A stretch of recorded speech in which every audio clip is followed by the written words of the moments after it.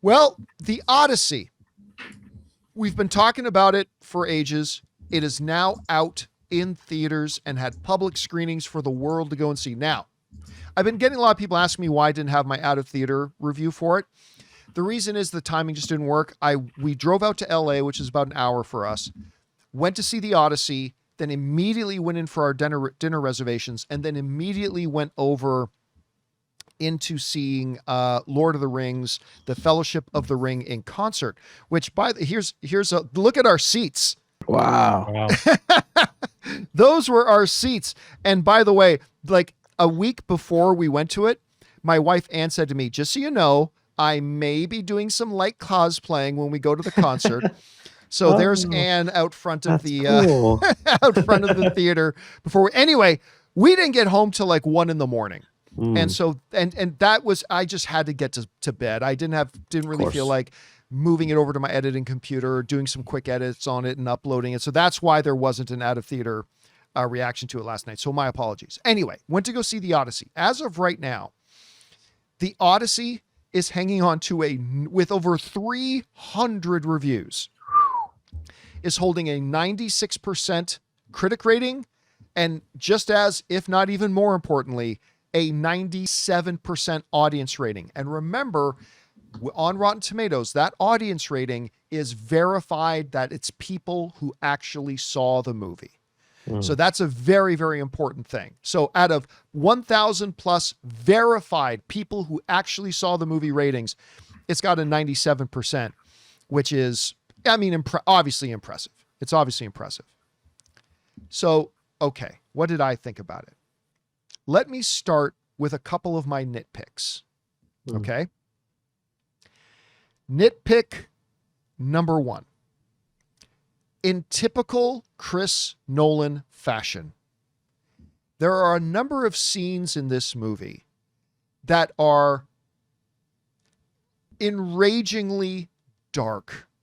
And I don't mean mood dark. I mean literal dark.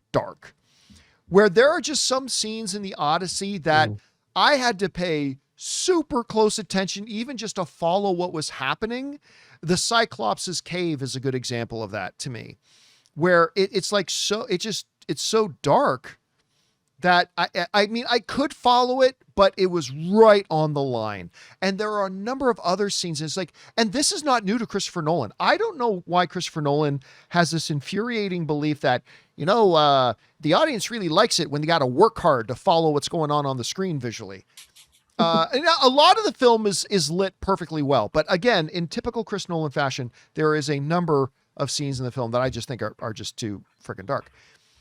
The second nitpick I have with this movie, also a typical Christopher Nolan thing, which was the fact that his fight action sequences, this goes all the way back to The Dark Knight.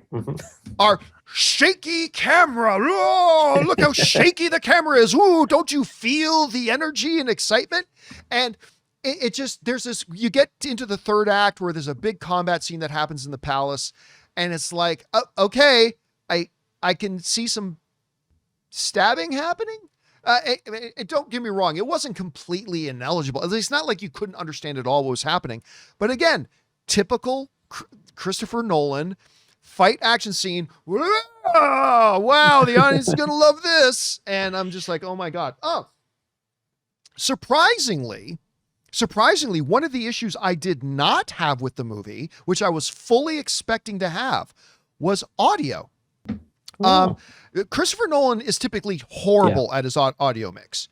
But I watched it and I was fully ready for it. Like, I'm getting ready to okay, got to listen really close. But I actually found that his audio mix was actually pretty solid. So those are a couple of there's a couple of the nitpicks that I had with the film. And surprisingly, audio was not one of them. Okay. The movie is a fucking masterpiece. The movie is a fucking masterpiece. I'm watching this damn thing. And I'm instantly, my mind is taken back to watching, it had the DNA and the feel of like old school Hollywood, golden era Hollywood, the way epics used to be made, right? Yeah. Like I felt like I was watching somebody else doing Cleopatra or Ben-Hur or Spartacus. Like it just had that feel and that scope. And with all the benefits of modern technology all blended in, and like just the scale of it and the scope and the grandeur of this movie. I'm just watching this and I just remember thinking, we are truly watching the work of a master filmmaker, maybe at the height of his powers right now. Like I just couldn't believe that. Performances off the scale. I fully admit I had some apprehensions about how Tom Holland would come across in the movie, given the trailer. I'm going to find my dad, right? I fully admit that gave me pause, and I was a little skeptical about how he might come across as Temecula. I'm always mispronounced. Temecula. I was skeptical. Fully admit it. Holy shit, he's good in this movie. Yeah. And Anne Hathaway, Anne Hathaway to me is like Chiwetel Ejiofor. It's just a given she's going to be brilliant. She's an Academy Award winner for a reason. She was fabulous in it. But I'll tell you what, guys, Matt Damon rocked the hell out of this movie. And I didn't know, I mean, obviously I know Matt Damon's a really good actor, but could he like carry like an epic like the Odyssey as Odysseus? And my God, he did. Charlize Theron was as Calypso. Absolutely moving. I don't know who the actress was off the top of my head who played Cersei. Holy shit. Like she crept me out and the whole like, holy crap. She's so good. Obviously Jon Bernthal. My wife said something. My wife loves Jon Bernthal, but she said something funny. She goes, you know, Jon Bernthal always has something to tell somebody. Yeah. Let me tell you something. I got to tell you. I got something to tell you. Like, it's like whether he's frank or whether he's whatever. But you know what? He was great in it too. And Robert Pattinson. Holy crap. I'm like, can you really make me hate you? And he does it. So, and by the way, performances aren't just an indicator of the actors themselves. It's also a light on the director because the director is directing those performances. And it works so well.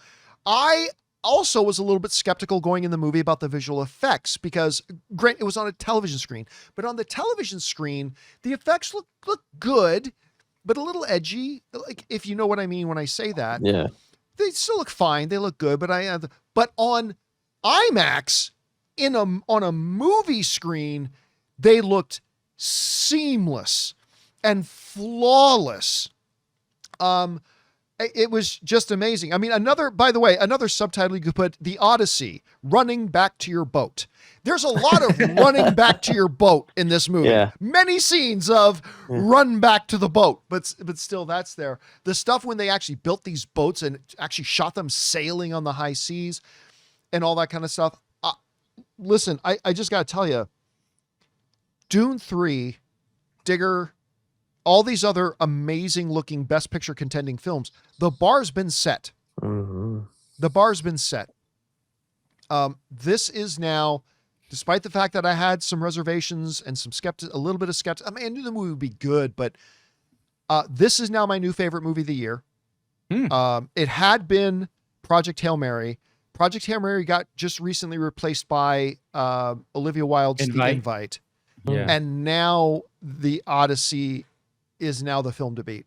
This is the film to beat. Guys, it's not often we as film fans get to have an experience in the movie theaters like The Odyssey just delivered. And, you know, as the last movie I was really excited to see was Supergirl. And you guys know how I came out of that movie feeling. So it's so nice to go into another movie that I was really looking forward to and actually come out with a huge smile on my face. I loved it. Anyway, Chris, you had a chance to watch The Odyssey. Yeah. What do you think about the film? Yeah, echoing a lot of your thoughts. I had different nitpicks than you. So I'll start off with those before, because I agree with you. Masterpiece, probably my favorite film of the year as well. I thought it was just amazing. It's the kind of movie you go into and you hope to be immersed in. And it did that in cylinders. There's not really a bad performance at all throughout this movie. It's like you said, you're just going down the list of the actors and everything they do, and you're just like, Robert Pattinson, Anne Hathaway, Tom Holland, like everybody was so good. The Ludwig score, especially in that third act, so good. It's like a levitating moment of cinema with everything that was crescendoing in. My nitpicks came down to I think in the first 20-25 minutes there was an adjustment in like trying to find its footing, to where I didn't care about the dialect and the complaints we were having with like the modern English. But in the movie, it did take like a little bit of getting used to in the way they were speaking and going through. And then the past 30 minutes, it's like, okay, you're just on board with it. The way it's also just cutting back, throwing name and situation after you, trying to get used to the structure the movie's about to throw at you. So the first 25 minutes to me were like an adjustment, but there's so much great setting up and wonderful payoffs in the third act that they do in here. The Cersei scene, like you said, same. I was jaw open, just admiring that entire sequence. The practical effects involved with it, I thought were phenomenal. The only other thing too, the nitpick I had was movies rated R. I feel like it didn't really need to be. I feel like maybe there was only like 1 or 2 scenes that benefited with the rated R. I'm so glad you mentioned that. I guess I said something to Ann coming. I'm like, you had to remind myself that this was rated R. I'm like, did that need to be rated R? Yeah. I'm not really sure why it was, to be honest, other than I really don't know either. Like maybe the Cersei horror scene, maybe the board thought that might be a little much, and I'm having a hard time pointing to specific things in the movie that required it to be rated R. But anyway, that's me. Anyway, I'm sorry to interrupt it. Please continue. No, you're good. You're good. One name we haven't brought up yet that is definitely like the underrated, really good star, John Leguizamo. He's really good in this. I thought the role he had, there's a lot of like minor roles, but that really help it. Like, like Mia Goth, she doesn't have much, but she's good in the part she's in it. I'm really curious about like the pay of how this works. Is it an actor just wanting to work with Christopher Nolan and just like, okay, whatever you part you have for me, I'll go in there, or is it, he just picks it in? But yeah, like you, and I know this is what we want to talk about, but it's so funny, the controversies and the people mad at this, because if you watch it, everybody is suited for the roles they're in. They are great in what they do, and Christopher Nolan knew how to use those characters. It's just so funny seeing all that controversy, and I think a lot of people would shut up if they actually just went to go see it. Well, and you know what the funny thing is too, is like the controversial elements. Correct me if you think I'm wrong on this, Chris. 3 minutes of screen time. Yeah. 4. 5 total, maybe. Yeah, it's like such an insignificant part. And I think if you weren't even online, you wouldn't even know that this is a problem or an issue. Like every regular day, people who just have a job, and it's like, oh, no, Christopher Nolan, they're going in not even realizing anything is abrupt. By the way, somebody mentioned no one's mentioned Elliot Page yet. Well, that's because Elliot Page literally had about 2 minutes of screen time. I mean, it's but great. Yeah.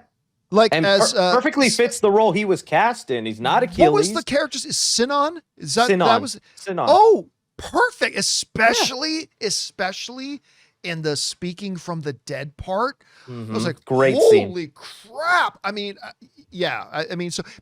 reason we haven't mentioned like Lupita Nyong'o, we haven't mentioned Elliot Page, haven't really mentioned Mia Goth, haven't really mentioned a few, because those are really small things. I mean, really the vast majority, and we haven't mentioned Ryan Hurst either. Benny Safdie. Benny Safdie, by the way, so good. But all the supporting guys, that the lion's share of the time of this movie is made up of obviously Matt Damon, Tom Holland, Robert Pattinson, and Anne Hathaway. I mean, that's really the vast majority. And then a lot of the secondary characters who are Odysseus's crew. So there's a bunch of that. But yeah, all the performances were just like, even Travis Scott for the 30 seconds he was in. for the like the tiny little whatever they were in. Boom, boom. Yeah, and I'll tell you what, let me say this too. The way they brought it home at the end, through the movie, this isn't, it's telling you a little bit of the setup, guys. Trust me, this is not spoiling anything. But through the movie, as questions are brought up about Odysseus, do you even want to go home right now? Have you wanted to go home? The way they bring that and tie that up at the end devastated me. Like, as he's explaining everything at the end, I'm like, that is horrific. Like that is the way he's just, again, it's just the way Nolan wrote it. It was just so emotionally devastating and made everything make complete sense. And yeah, man, I just loved it. But I will say one other thing. And Jonathan and I, we were talking about this before the show started. I did see it in 70mm IMAX. Frankly,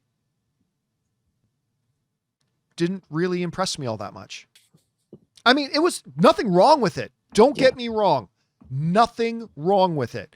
It's just that I didn't get that feeling that I get sometimes when I watch stuff that's shot on IMAX and on a 70mm IMAX screen. It was a good image. It was a good image, but it didn't blow my socks off. Oh, can I say one other thing, guys? One other thing. We talked about this, that if you go to see the IMAX presentation of the Odyssey, that they're going to show the opening scene of Dune 3. So Ann and I are sitting in the theater. Of course, we saw the opening 8 minutes at CinemaCon. So we're like, oh, I really want to see it again. Come on, show it. And this note comes up on screen from Denis Villeneuve that says, special thanks to my friend Christopher Nolan for allowing us to show you this opening of Dune. Something like that, right? And then they play the opening, but they only showed half of it. So the opening that you guys who were lucky enough to see it in theaters, that was only half of it. Because you guys have heard us like losing our minds over the opening 8 minutes of Dune. You got maybe 3 or 4 minutes of it. And yeah, that 3 or 4 minutes was great. That 3 or 4 minutes was great.